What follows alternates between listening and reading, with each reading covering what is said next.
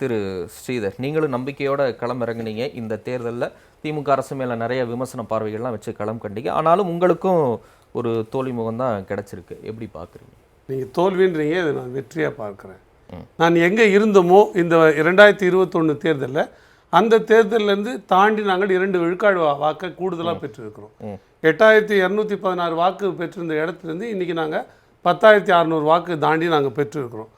இதை நாங்கள் இப்போ ஒரு பொது தேர்தலில் பெற்றிருந்தோம்னு வச்சுங்களேன், நீங்கள் அதோட ஒப்பீடும் இது போன்ற ஒரு இடைத்தேர்தலில் பெறுகிற வாக்குக்குமான ஒப்பீடு மிக அதிகமானது. நீங்கள் 2 மடங்காக கூட இதை ஒப்பிடலாம். காரணம் என்னென்னா, ஒரு பொது தேர்தலில் கொடுக்கப்படுகிற பணமோ, அங்கே வேலை செய்கிற ஆட்களோ, ஆளுங்கட்சியோட பலமோ ஒரு குவிப்பாக இருக்காது ஒரு பொது தேர்தலில். ஆனால் ஒரு இடைத்தேர்தல்னும் பொழுது இப்போ அவர் சொன்னது போல 30 அமைச்சர்கள் அங்கே உட்கார்ந்துருந்தாங்க, பட்டிகள் அமைச்சிருந்தாங்க, மக்கள் அங்கே வச்சுருந்தாங்க, காவல்துறை அவர்களுக்கு உதவியாக வேலை செய்யுது, தேர்தல் ஆணையத்தில் உள்ள அலுவலர்கள் அவர்களுக்கு ஆதரவாக வேலை செஞ்சாங்க. இவ்வளவு ஆதரவுக்கு மத்தியில் தமிழர்கள் என்ற ஒற்றை புள்ளியில் சாதி வாசனை இல்லாமல், சாராய வாசனை இல்லாமல், காசுக்கு விலை போகாமல் தூய்மையாக ஜனநாயகத்தை நோக்கி செலுத்தப்பட்ட இந்த 10,600 வாக்கு செலுத்திய விக்கிரவாண்டி மக்களுக்கு நான் என்னோட பெரிய நன்றியை சொல்லிக்கிறேன். அது நாம் தமிழர் நம்பத்தன்மையான கட்சி தான், இது இன்னும் அடுத்த கட்டத்துக்கு கொண்டு போகலாம்ன்ற நம்பிக்கையை அவர்கள் கொண்டிருந்ததுனால தான் இந்த 8,216 10,600 ஆயிருக்கு அப்படின்னு நான் பார்க்குறேன். இது அவர் எங்களுக்கு கொடுத்துருக்கிற ஊக்கமாக தான் நான் பார்க்குறேன். சரி, இன்னொரு விஷயங்க, இது என்னதான் இருந்தாலும் இது ஜனநாயக தீர்ப்பு, மக்கள் அளிக்கிற தீர்ப்பு தானே. அதை தோக்கும் போது அது பணத்தால் வாங்கிட்டாங்க, வாக்காளர்கள் பணம் வாங்கிட்டு பண்ணிட்டாங்க, இல்லை அரிசி வாங்கிட்டு பண்ணிட்டாங்க, இல்லை உங்கள் வேட்பாளர்லாம் கஞ்சா கொடுத்து வாக்கு வாங்கியிருக்காங்க அப்படிங்கிற அளவுக்கு சொல்கிறாங்க. இது மக்களையோ இல்லை வாக்காளர்களையோ கொச்சைப்படுத்துகிற மாதிரி இல்லையா? கொடுக்குறவங்க வாக்காளரை கொச்சப்படுத்துறியா? நான் கேட்குறேன், உங்கள் செய்தி ஊடகம் இருக்குல்ல, உங்கள் செய்தி ஊடகத்தில் நீங்கள் பணம் கொடுத்ததா செய்தி போட்டிருக்கீங்களா? இது வரைக்கும் பணம் யாருமே கொடுக்கல. அப்படியான வீடியோ காணொலி வந்தால் நம்ம போட்டிருக்கோம். நான் கேட்குறேன், நீங்கள் கொடுத்துருக்கீங்க தானே போட்டிருக்கீங்க. அப்போது மக்கள்கிட்ட அவர்களுடைய விலை மதிப்பில்லாத ஜனநாயக உரிமையை நம்ம பணம் கொடுத்து வாங்கிவிட முடியும் அப்படின்ற எண்ணத்தோடு 30 அமைச்சர்கள் உட்கார்ந்து தினமும் பணம் கொடுப்பவர்கள் மக்களை கொச்சப்படுத்தலை. ஆமாம், இவர்கள் பணம் கொடுத்த மக்களுடைய ஏழ்மையும் அறியாமையும் வறுமையும் பயன்படுத்தி வாக்குகளை பெற்று, நீங்கள் சொன்னீங்கல்ல, மக்கள் கொடுத்த வெற்றி இல்லை, மக்களிடமிருந்து காசு கொடுத்து வாங்கப்பட்ட வெற்றி. அதுல இல்லாத இது எப்படி மக்களை கொச்சைப்படுத்துறது ஆகும்? நான் கேட்கிறேன், கட்டியம் கூறட்டும், சத்தியம் பண்ணி சொல்லட்டும், நாங்கள் வாக்கு கொடுக்கணும், வாக்குக்கு பணம் கொடுக்கணும்னு அவங்க சொல்லட்டும், சாராயம் கொடுக்கணும்னு அவங்க சொல்லட்டும். நான் என்ன கேட்கறேங்க, ஒரு வீட்டில் 1000 புடவை எதுக்குங்க பிடிக்கிறாங்க? 1000 புடவை ஒரு பெண் கட்டிப்பாங்களா? 1000 வேட்டி எதுக்குங்க பிடிக்கிறாங்க? 1000 வேட்டி ஒருத்தர் கட்டி ஒரே வீட்டில் கட்டிப்பாங்களா? இல்லை அவங்க எதுவும் ஜவுளி கடை வச்சிருக்காங்களா? இது என்ன கைப்புண்ணுக்கு கண்ணாடி வேண்டுமா? அப்ப இதை யார் கொடுத்ததுன்னு தெரியுது இல்ல. இப்போ இதை நீங்க இவர்கள் கொடுத்தார்கள் என்றதும் மக்களை வாங்குகிற நிலைமையிலே திமுக கேவலமாக வைத்திருக்கிறது என்பதுதான் குற்றச்சாட்டு. அதுல வராத, கொடுக்கிறவர்களுக்கு வராத இழிவு, வாங்குகிறார்கள், மக்களை வாங்குகிற நிலையில் வைத்திருக்கிறார்கள்.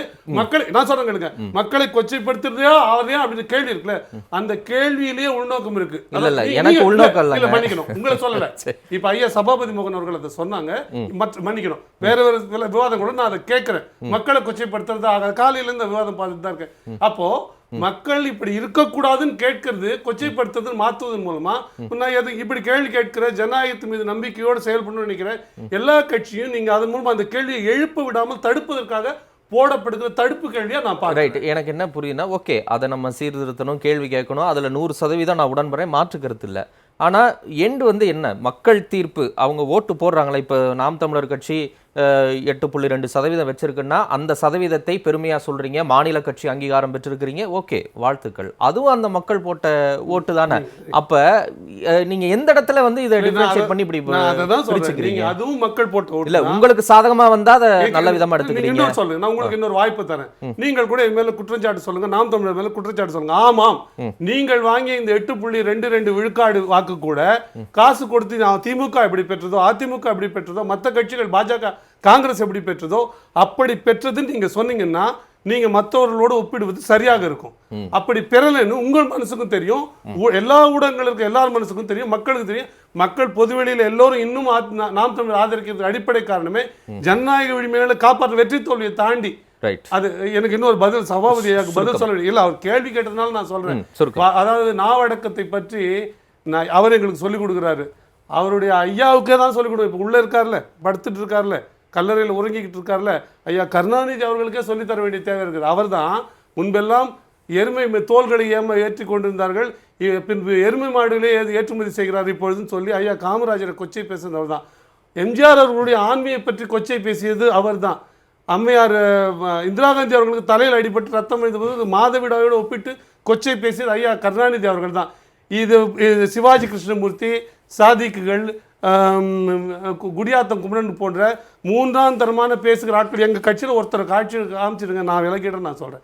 இது போன்ற அபாஸ் இவ்வளோ அழுக்கு மூட்டைகளை வைத்துக்கொண்டு அவர் இறந்து விட்டார் என்கிற காரணத்தில் அவர் பேசிய கொச்சை பேச்சுக்கள்லாம் பேசக்கூடாதுன்னு சொல்வது எந்த விதத்தில் சரியா இருக்கணும்? அப்போ என்னன்னா இவர்களுக்கு இறந்து விட்டதாலே மனித புனிதர்களாக காட்ட முயற்சி, இது போன்ற அட்வைஸ்களை இதுகளை அறிவுரைகளை அவர்கள் சொல்லி நாங்கள் கேட்க வேண்டிய தேவையில்லை. நன்றி திரு ஸ்ரீதர். இந்த வெற்றி இன்னும் அவங்களுக்கு கூடுதல் உற்சாகத்தை கொடுத்துருக்கு. இன்னும் அவர் சொன்ன மாதிரி 2019 நீங்களும் பல விமர்சனங்களை வச்சுக்கிட்டே இருக்கீங்க. இந்த ஆட்சி மேலே, குறிப்பாக காங்கிரஸ் மேலே, இந்தியா கூட்டணி, திமுக கூட்டணி மேலேயும் வைக்கிறீங்க.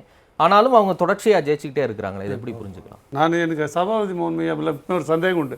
திமுக காரணம் மாதிரி அவர் பேசலையே, பொதுவாக அவங்க இப்படி பேச மாட்டாங்களே அப்படின்னு. இன்னைக்கு அதை அவர் சரி பண்ணிட்டாரு. அவர் நீங்கள் 8 விழுக்காடு, 12 விழுக்காடு, 18 விழுக்காடு, 23 விழுக்காடு எல்லாம் சேர்ந்து வாங்கன்னு சொன்னார். அவர் என்னமோ தனியாக நின்று ஜெயிச்சுட்டு இருக்க மாதிரி. திமுக 24 கட்சி இருக்காங்க. ஒரு கட்சிக்கு ஒரு விழுக்காடு போட்டிங்கன்னா 24 விழுக்காடு அவங்களுக்கு இல்லை. அவ்வளோ இதுவாக பேசுகிறேன். அப்போது அது இப்போ தான் நான் நம்புகிறேன். எனக்கு ஐயா நீங்கள் திமுக தான், நீங்கள் இதுக்கு முன்னாடி நான் உங்களுக்கு சந்தேகமாக பார்த்துருந்தேன், அதை நான் திரும்ப பேசுகிறேன். ஏன்னா அப்படி பொதுவாக திமுகங்க அப்படி ஆணவமாக தான் பேசுவாங்க. ஐயா பேசுனதில்லை, இன்றைக்கி அது எனக்கு உறுதிப்படுத்தி கொடுத்துட்டாரு. இப்போ நான் என்ன கேட்குறேன்னா, இலவச பேருந்தில் இவ்வளோ பேர் பயனடைஞ்சாங்க, 1000 ரூபாய் திட்டத்தில் இவ்வளோ பேர் பயனடைஞ்சாங்க, மகளிர் இதில் நகை கடன் தள்ளுபடி இவ்வளோ பேர் பயனடைஞ்சாங்க. இதெல்லாம் பயனடைஞ்சிருந்தா 30 அமைச்சர் ஏன் அங்கே 20 நாள் உட்காந்து டேரா போட்டுக்கிட்டு எல்லாரையும் மடக்கி வச்சுட்டு உள்ளே இருக்கணும்? எல்லாருக்கும் ஏன் வேட்டி கொடுக்கணும்?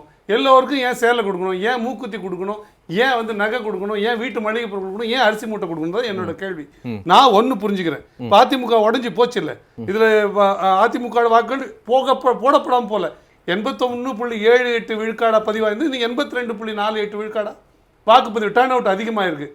அது அதிமுக ஓட்டு முழுக்க தான் வந்திருக்கு. ஆனால் நீங்கள் எல்லாரும் இப்போ எழுப்பினீங்கல்ல, இப்போ பொன்ராஜ் கூட ஒரு கருத்து சொன்னாங்க, இவ்வளோ ஓட்டு போயிருக்குது, அது அதிமுக வீட்டுக்கு போயிருக்கு. என்ன நான் அதில் பார்க்குறேன் அப்படின்னா, ரொம்ப எளியது தான். இது இடைத்தேர்தல் தான். அங்கே போய் ஒரு அமைச்சர் உட்காந்துக்கிறாரு. இந்த அமைச்சர்கிட்ட இந்த 2 ஆண்டுக்குள்ளே நமக்கு என்ன செய்ய வேண்டிய வேலை இருந்தால் செஞ்சுக்க முடியும். கூட பணமும் வருது, பணமும் சேர்ந்து வருது. அங்கே போய் அவங்க 30 பேர் உட்காரும் போது எத்தனை ஆப்ளிகேஷன்ஸ் வரும்? இந்த வேலை இருக்கு, இந்த இவ்வளவு குற்றம் சுமத்தினா நம்ம களத்துல நிக்க வேண்டிய தேவையே இல்லையே, எதுக்கு நிக்க? இவ்வளவு குற்றம் இல்லைன்னு நீங்க அதையும் மீறி சீமான் கேட்கிறாரு. இது மாதிரி விஜயகாந்த் அவர்களுக்கும் செல்வி ஜெயலலிதா அவர்களுக்கும் நான் இன்னும் ஓட்டு கேட்டிருக்கேன், நம்மோட பொது எதிரி திமுக தான், அதனால உறவுகளை எனக்கு நீங்க வாக்களிங்கன்னு. நீங்க சொன்ன 8200 இருந்து 10200 2000 ஓட்டு தானே கூட வந்து. நான் என்ன சொல்றேன், அது கூட நான் அதிமுக வாக்கு எங்களுக்கு வந்தது நான் சொல்லல, நாங்க கேட்டது உண்மைதான். நீங்க வாக்காளரா எங்களுக்கு இதற்கு முன்னாடியும் கேட்டுருக்கோம். நாங்கள் ஏதோ இந்த தேர்தலில் கேட்குற மாதிரி சொல்கிறீங்க, எப்போ பாரு ரெட்டலைக்கும் சூரியனுக்கும் மாற்றி போடுறீங்களே, இனி போடாத விவசாயிக்கு போடுன்னு நாங்கள் எல்லா தேர்தலையும் கேட்டுட்டு இருக்கிறோம். அப்போ நாங்கள் கேட்கலன்னு அர்த்தம். இன்னைக்கு அதிமுக இல்லாதனால ஒரு பேசு பொருளாக இருக்கு. பொதுவாக இடைத்தேர்தலில் இப்படி இருக்கும். இப்படி இருக்கிற இடைத்தேர்தலையும் நாம் தமிழருக்கு கூடுதல் வாக்குகள் செலுத்தியிருக்கிறாங்க. அப்போ இன்னும் ஜனநாயகத்தை நோக்கி நகர்ற மக்கள், எளிய மக்களும் இருக்கிறாங்க, பணம் உள்ளவங்க இல்ல, காசே வாங்கி தான் ஓட்டு போட வேண்டிய சூழ்நிலை இருக்கவங்க கூட காசு வாங்காம ஓட்டு போடுற மனப்பான்மையில் இருக்காங்க. அது நாம் தமிழருக்கு சாதகமான சூழல் இருக்குன்னு நான் சொல்றேன்.